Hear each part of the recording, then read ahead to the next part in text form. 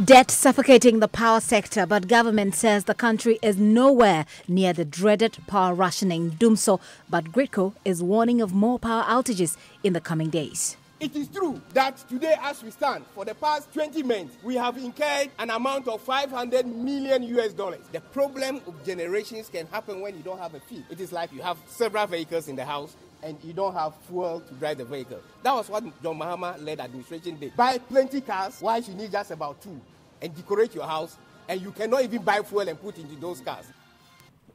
But the minority is warning the current debt level is collapsing the sector. The power sector is financially bankrupt. We cannot pay for the power that we procure. Ask the minister to confirm whether Ghana Gas, their debt is not in excess of $850 million.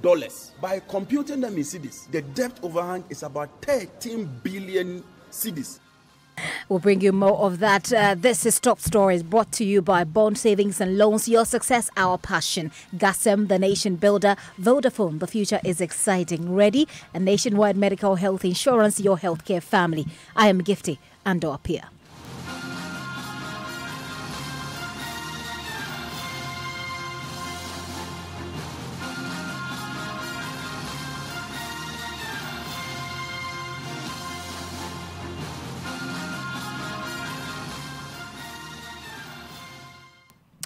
Constant electricity supply is not guaranteed for you this weekend. The Ghana Grid Company says a 330 kilovolts transmission line will be out of service to enable contractors on the Pokwase Junction Road carry out a major diversion of some cables on that stretch of the road. But a key issue is the rising debt facing the power sector. Joy News is learning government has in the last 20 months added $500 million to the energy debt. The government explains that debt is a result of payments being made for the power plants brought in by the NDC administration, but that were never used. Well, the development, according to the industry players, could collapse the sector and plunge the entire country into darkness.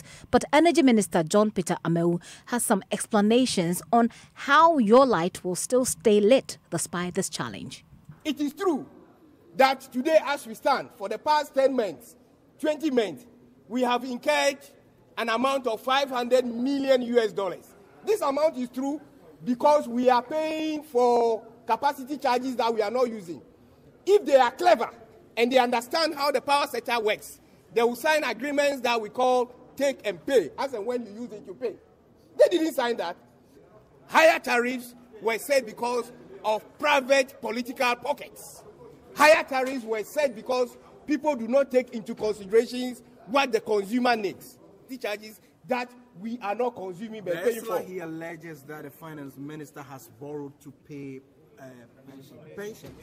Well, I wish the finance minister is here. You know, these are our good friends. You know the kind of propaganda that they do to this public.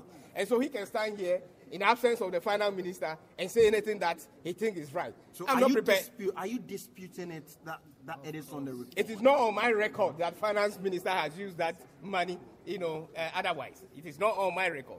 My record is what I'm telling you, that the debt he said we are incurring is true. Where is he?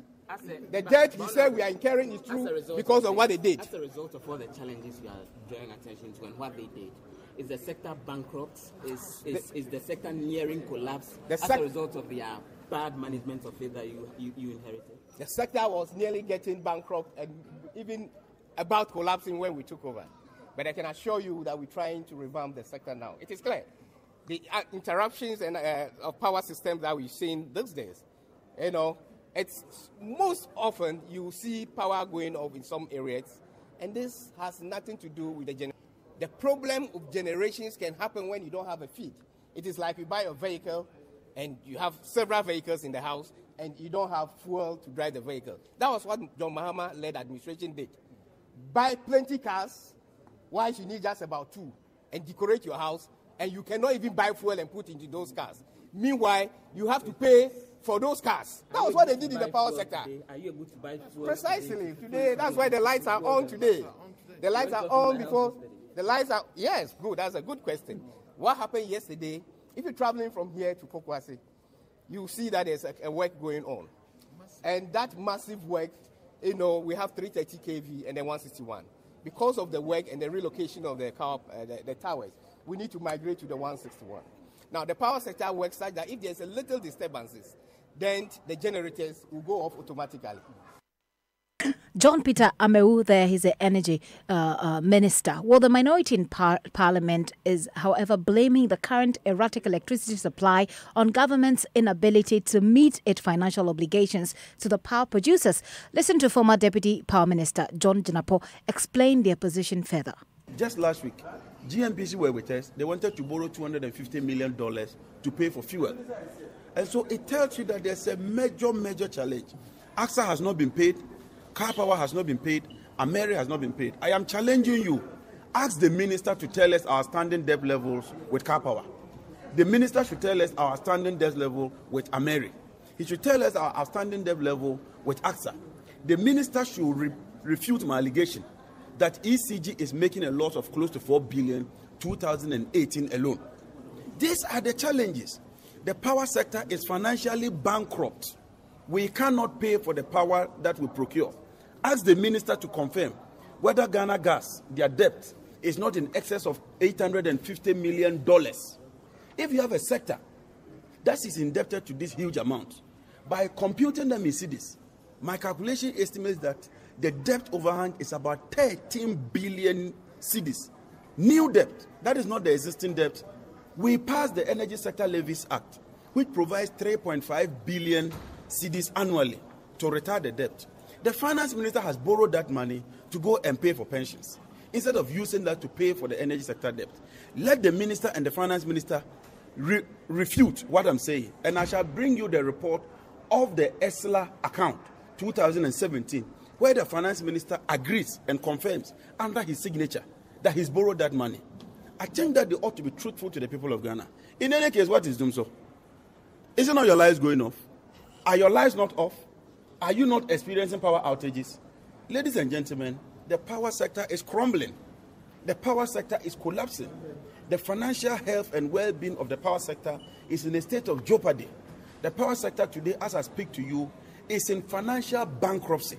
And the earlier all of us, including you, the media, you take an interest in this matter, the better for us. Do not just think of today.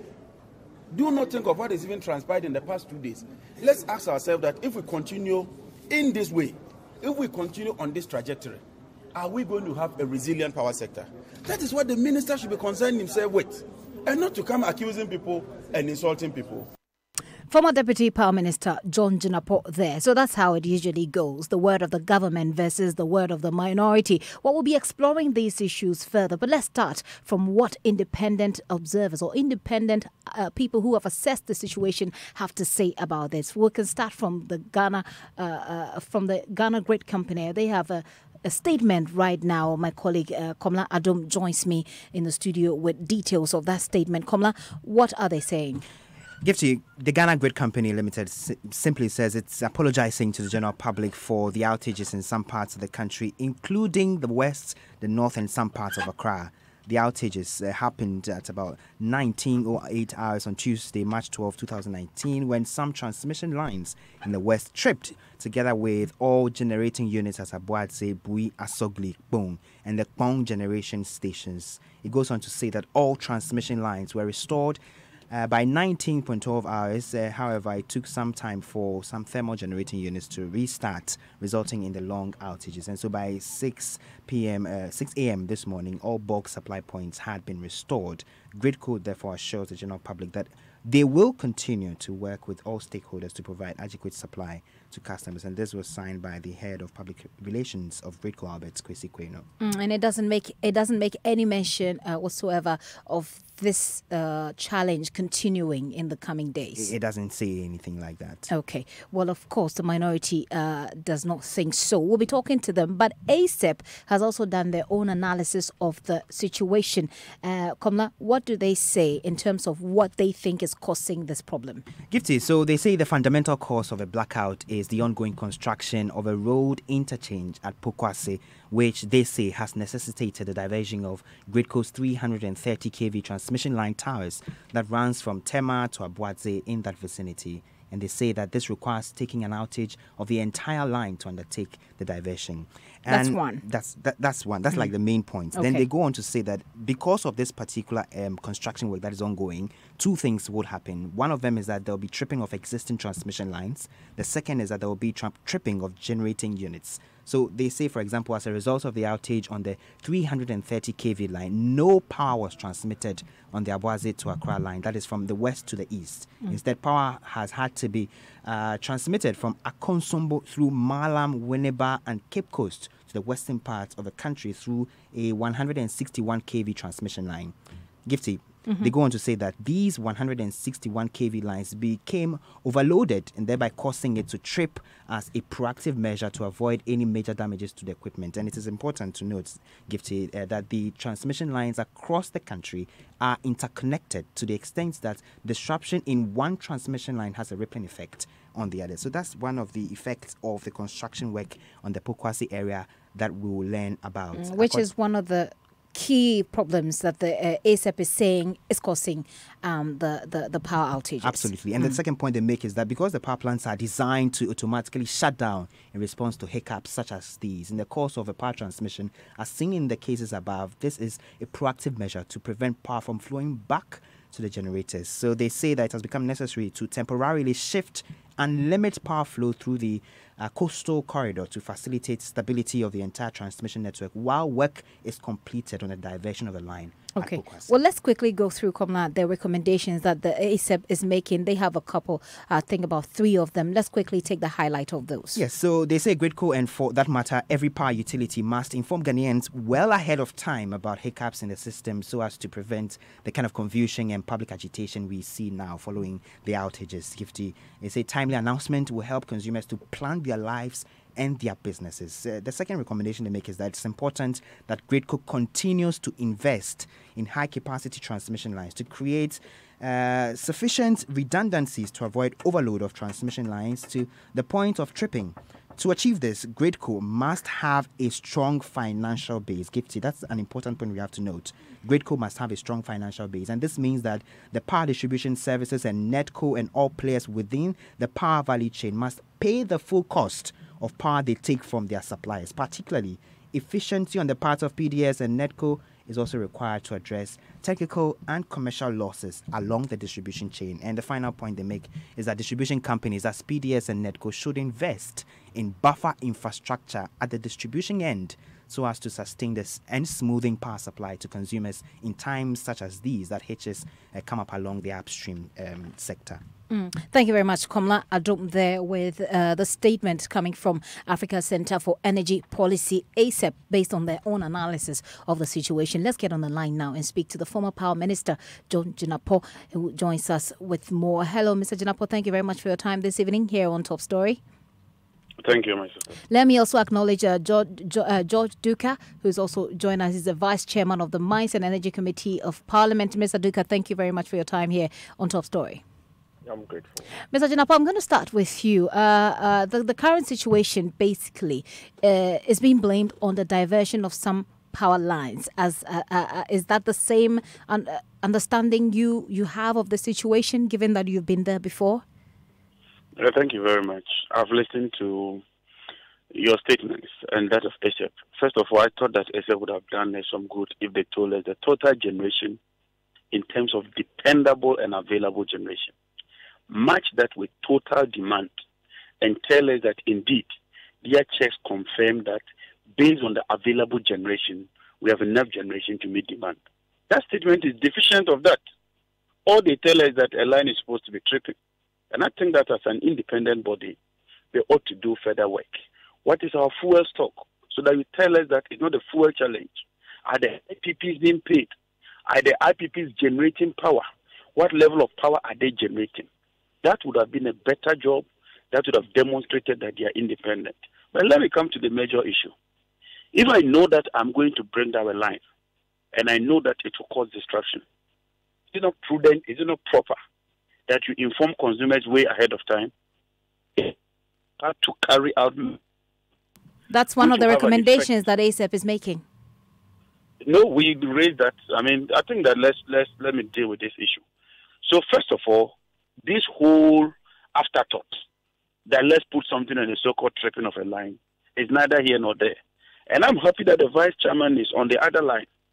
Before me and him at a committee, Gridco appeared before us and told us that their financials are so bad. Their current ratio is so bad, so much so that Agence France de Développement, AFD, the French company that is supposed to give them funding to continue works on this line, they have suspended giving them the funding. As a result, that project, this is just about a week or so ago. That's the official who gave it. And I have a copy of their presentation before the Mines and Energy Committee. Mr. Jinapo, let me quickly confirm that with Mr. Duka. Mr. Duka, is this something you can confirm? He's just picking and choose. I'll get there if you want me also to. No, I'll have you come to that. I just want you to. I just want you to confirm. Hold on, sir. I just want you to confirm this for me and for our listeners. In isolation, because it's been a trend.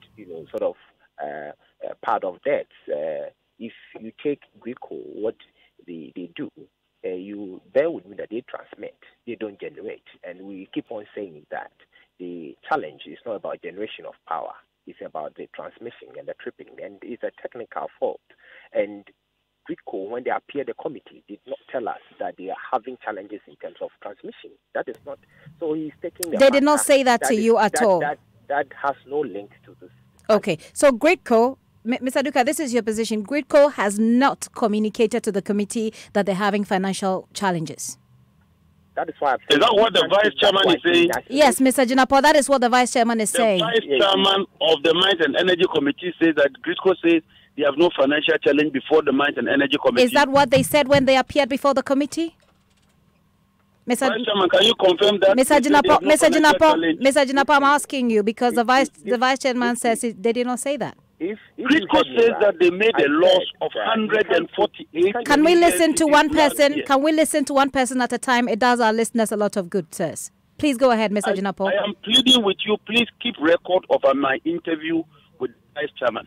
Kindly keep a record for us and let the vice chairman confirm, as vice chairman of the Mines and Energy Committee, that when Gridco appeared before us, they did not indicate that they're having a financial challenge.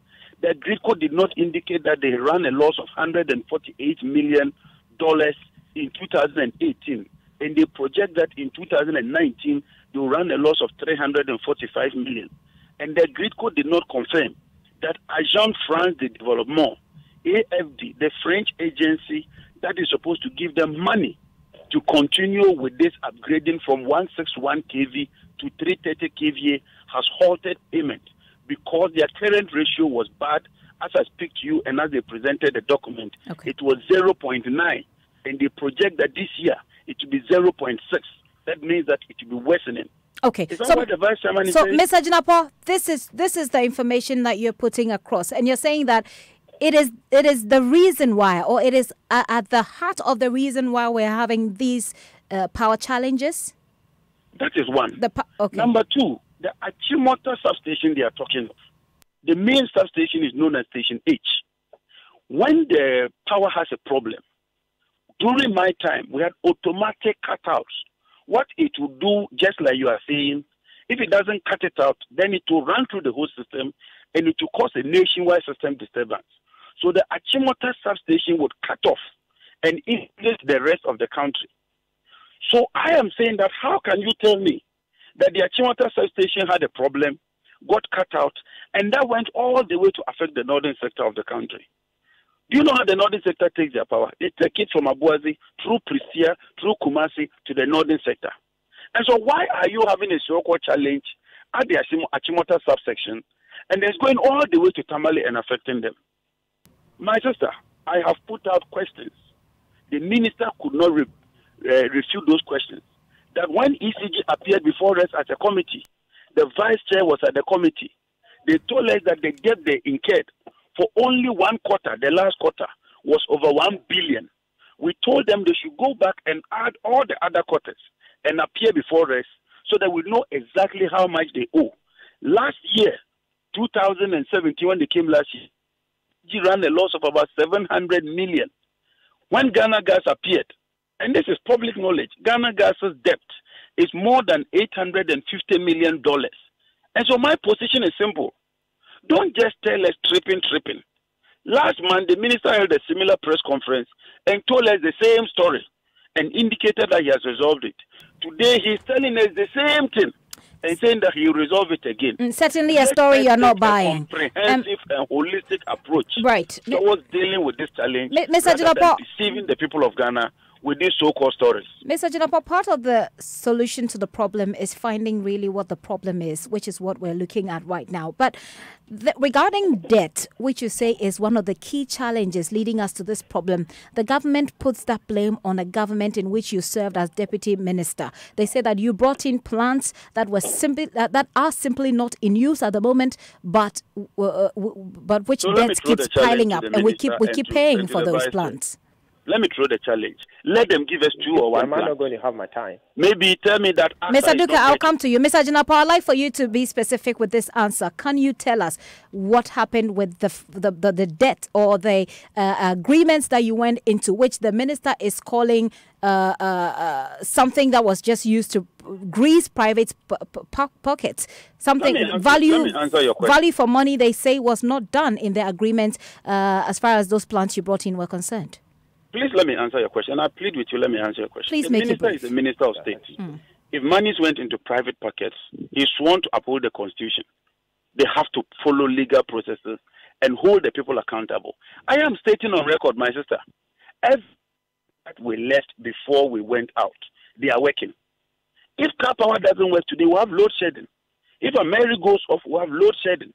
If all the plants, let the minister tell us one plant that we brought, which is redundant, not producing power, yet we are paying for that. Okay, so you're refuting the point he makes. Just bundle information and throw it out and expect that we'll swallow. Very well, Mr. Jinapa. Let's tell us which plant, one single plant that we brought in that is redundant. It is not producing power. Mr. And Duka, yet we are paying capacity charges. Mr. Duka, do come in. One. Yes. Let me say a good evening to your cherished listeners, and also put on record that WICO never appeared before the committee to say that this challenge that we're going through, the intermittent power outage, was caused by the debt that he is outlining. We met them. They had one or two challenges that they put before the committee, and that has been the trend. And if you take the previous, record, as far as the committee is concerned, you realize that WICO mostly appear before the committee to say that, yes, we having this debt, we need to overcome. Well, hold on, sir. We're talking about financial challenges here. Did they specifically mention the financial challenges that the Member of Parliament is referring to? No, they did not refer it to the challenge that we're going through. No. Did they report? Did GRIDCO report?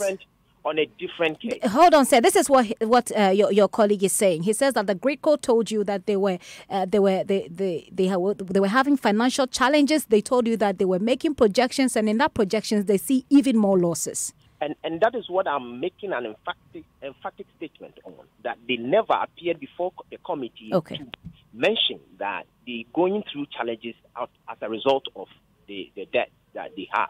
No, there are two things here. They did not mention the financial challenge, the $148 million loss and the projected $45 million loss, or they did not say it has anything to do with power challenges at all. Because and that is why I want to tell your listeners that the matter is not about generation of power or transmission of power. He's avoiding your question. GRIDCO deals with transmission.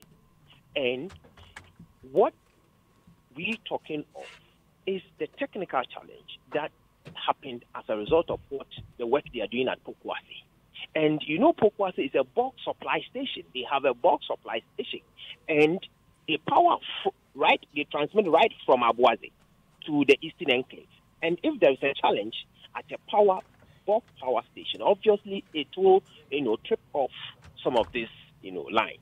And granted, Mr. Duka, granted that the problems or the construction work ongoing at Pokwase has something to do with the power challenges. Can you directly address the debt? Because what the energy minister has also said is that part of the reasons is this debt caused by the former administration. as for the debt issue, it's there because of, we have lots of, legacy debt. And when our president took over and made his first state of the nation, he indicated to Ghanaians that we having $2.4 billion, as debt that has, left behind for us to fight. And as I speak with you, they signed a lot of IPP. Our current demand in terms of capacity is about 2,500. We are having the excess of 4,000, and it is take or pay arrangement that they did with that. If that take or pay, if they had done take and pay, I don't think we would have gone through that. That's why they're challenging you. The former deputy power minister is challenging the administration, your administration, that if you say they brought in plants that are not working, but for which we are paying, point them to which plant exactly you're referring to. There are lots of plants that are in the system that are producing, but we're not using because. And if you quite remember, the minister himself went to Burkina Faso, trying to arrange for us to export power to Burkina Faso, and the arrangements that we have in Côte d'Ivoire, whether we can increase the megawatts that we send to Côte d'Ivoire. We specifically now, I don't have the plans at hand, but I know obviously. And you can mention one. I didn't know that because I'm even. Mr. Jinapo, I just had a call. I didn't know that was going to be, spoken to, and I'm not having the document at hand, and I don't want to stand on your big platform just to speculate. So okay. I'll provide you with the details as the plans that. So are you saying that your administration is therefore superintending over idle plants and using the taxpayers' money to fund these idle plants, even though you know that that's not good? Yes, because they signed up. There are people that they signed and left behind, and they now even tout that we've added on capacities, we've added on other IPPs that we have enough in the system. They hurriedly, and I mostly say that they hurriedly signed IPPs that were unnecessary. Because you can't just say as a result you are frustrated, people are demanding power. So anything that you see in the market, you just sign. You bring your document, I sign, and you keep them. Whilst you don't need them. Very well, gentlemen. Why do you get about 4,000? Hello. We've run out of time. So, gentlemen, we've run out of time. I'll make you say very quick words about the way forward. And I'm going to start with you, Mr. Jinapo. What's the way forward? Looking at the situation we're in, a lot of people, a lot of Ghanaians are afraid that we're going to have power crisis that's severe as we had before. The way forward is simple. You have the deputy chairman of the Mines and Energy Committee who says that we have a lot of plants that are idling. At least mention the plants. Plant A, plant B, plant C is idling. It is not producing anything. So that all of us would discuss how to deal with that plant. The second issue is that we have the energy sector levies. Apply them for the purposes to which they are being used. When you do that, you reduce the debt. Finally, he said that the president said there was a debt. We knew that. That's why we brought the energy sector levy.